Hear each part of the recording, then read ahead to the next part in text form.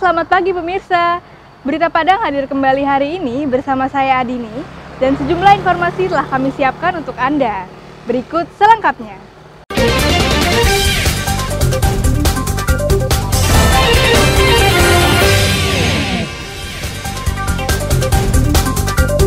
Menyusul kenaikan harga telur ayam, harga telur bebek ikut naik. Sebuah bengkel las di Solo hangus terbakar. Lestarikan tradisi, ribuan orang ikuti kegiatan buru babi di Nagari Kambang Utara.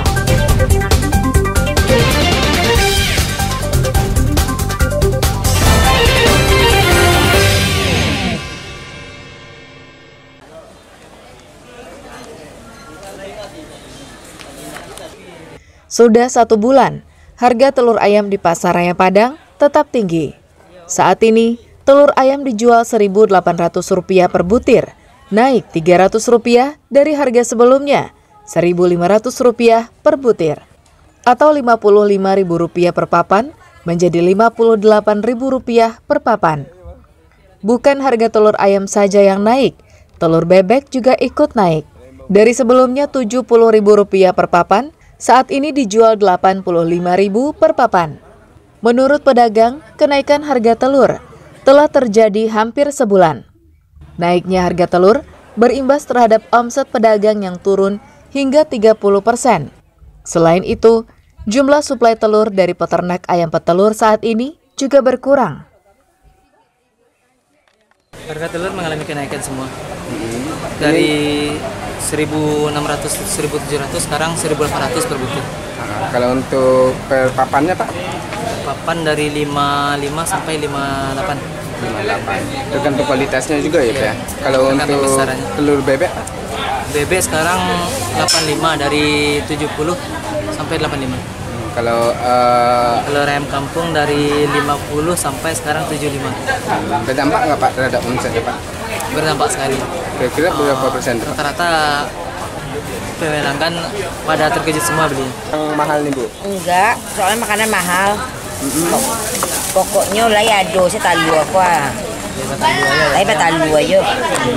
Iyo, ndak ayam saya ndak telur saya mahal, do ayam mahal. Tadi. Harapannya sebagai pembeli seperti apa nih Bu? Oh, stabil. Sepekan lalu, Menteri Perdagangan Zulkifli Hasan di Istana Negara Jakarta menyatakan salah satu penyebabnya adalah banyak pengusaha telur yang bangkrut. Sebelumnya, harga telur dijual dengan harga yang lebih murah dari ongkos produksinya. Sebagian besar indukan ayam telah banyak dipotong, sehingga waktu produksi telur ayam menjadi semakin lama. Hal ini ditambah dengan harga pakan ternak ayam yang makin tinggi. Untuk itu, pemerintah berencana memberikan subsidi pada pakan ternak, khususnya jagung, sebesar Rp1.500 per kilogram. Selama ini banyak sekali pengusaha telur itu yang tutup, bangkrut, karena harganya terlalu murah kemarin. Bahkan mau lebaran aja Rp25.000, Rp26.000, bangkrut orang. Karena dia harganya harus jualnya itu Rp28.000. Nah, oleh karena itu sebagian itu induk-induknya itu diremajakan. Potong gitu dan perlu waktu, ya satu, tentu perlu waktu. Kedua, memang ada beberapa harga seperti jagung, saya dengar pakan naik, tentu akan mempengaruhi. Nah, oleh karena itu tentu harus diambil langkah-langkah. Pertama, tentu produksinya ya, saya kira perlu sedikit, sebentar lagi juga sudah mulai stabil. Kedua, kita lagi diskusikan soal jagung. Kalau dulu jagung kalau sampai harganya mahal kan disubsidi pemerintah 1.500 per kilo. Nah, cuman sekarang kalau andai kata itu nanti kita putuskan, belum, ini lagi akan dibahas. Tapi yang disubsidi itu dari petani lokal. Namun hingga kini, masyarakat belum menikmati kebijakan pemerintah tersebut. Robiham melaporkan dari Padang.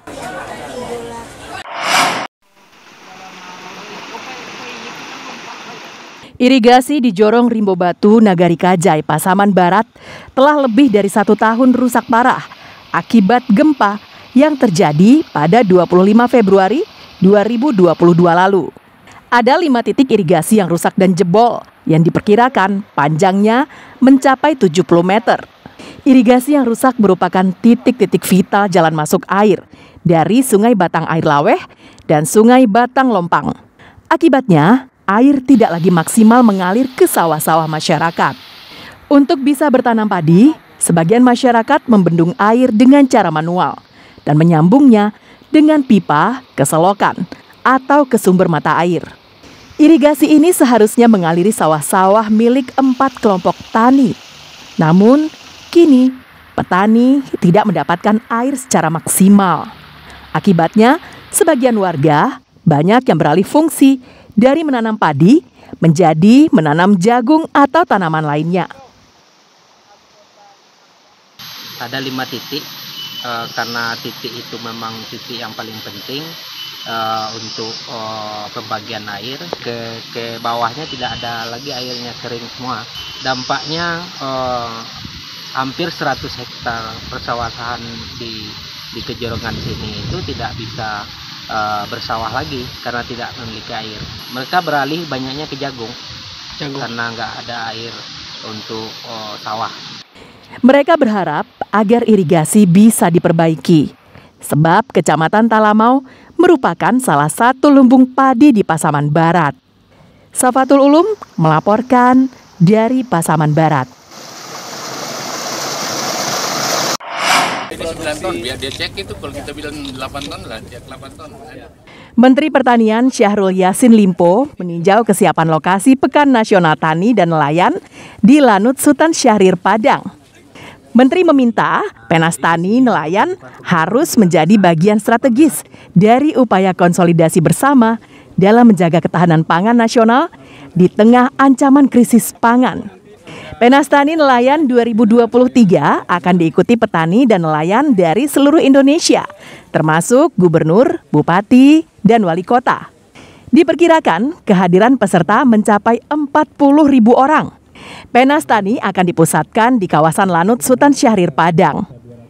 Dipilihnya kawasan tersebut, selain terletak tak jauh dari pusat kota Padang, Lanut ini juga mempunyai area yang luas, sekitar 84 hektar. Pekan Nasional Tani dan Nelayan merupakan forum pertemuan yang telah berlangsung sejak 1971 dan menjadi bagian yang strategis dalam upaya membangun kesepahaman antara berbagai pemangku kepentingan sektor pertanian maupun peternakan. Mantan Gubernur Sulsel tersebut mengatakan fenomena iklim El Nino berpotensi memberikan ancaman kekeringan yang cukup parah terhadap pertanian.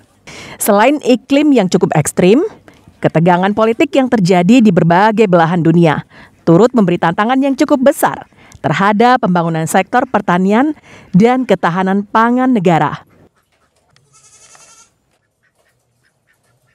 Di sini tidak hanya pameran-pameran, masyarakat dan tokoh tani akan diperlihatkan berbagai teknologi, ilmu pengetahuan, bahkan tidak hanya ilmu pengetahuan baru, mengangkat berbagai kearifan-kearifan lokal, indigenous knowledge, dari bagaimana menjaga tanaman di saat-saat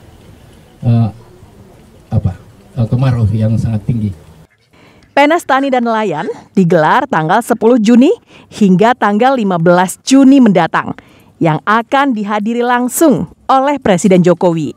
Jika ini terjadi, maka kunjungan orang nomor 1 di Republik ini merupakan kunjungan yang pertama ke Sumatera Barat sejak 2019 lalu. Robiham melaporkan dari Padang.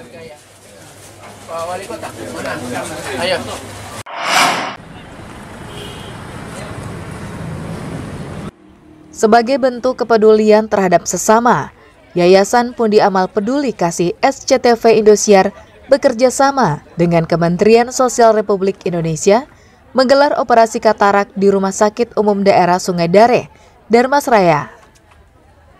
Warga lanjut usia yang menderita katarak melakukan pendaftaran terlebih dulu untuk bisa mengikuti operasi katarak. Menurut data dari Rumah Sakit Umum Daerah Sungai Dare, tercatat 432 pasien yang mendaftar. Sebelum operasi, pasien harus mengikuti pemeriksaan medis yang meliputi mengukur tekanan darah, menjalani rapid test COVID-19, dan pemeriksaan mata oleh tim medis RSUD Sungai Dare. Hasilnya, hanya 216 pasien yang memenuhi syarat untuk mengikuti operasi katarak.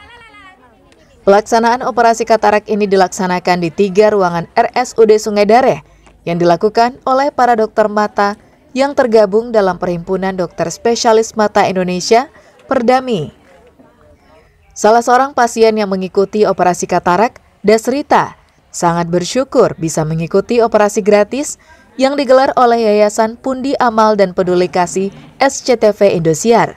Sebab dia sudah lama menginginkan operasi ini, namun karena keterbatasan dana, baru sekarang bisa terrealisasi.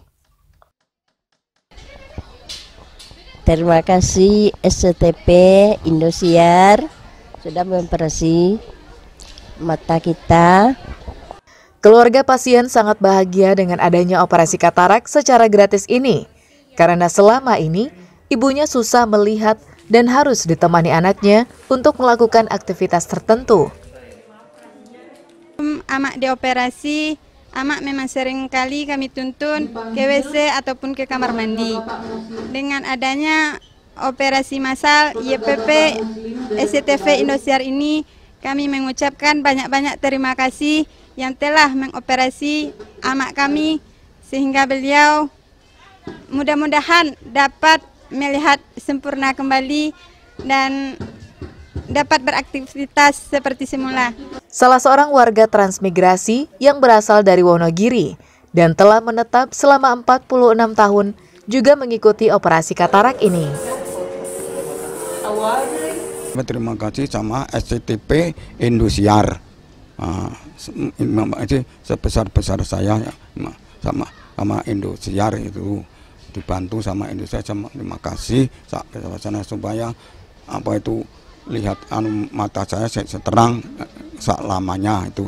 Menteri Sosial Tri Risma hari ini melihat secara langsung kegiatan operasi katarak tersebut.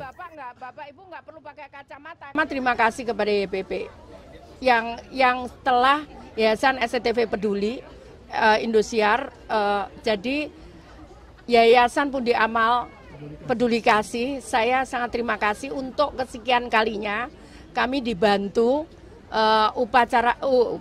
operasi katarak ini. Mudah-mudahan Yayasan Pundi Amal Peduli Kasih SCTV Indosiar tidak bosan.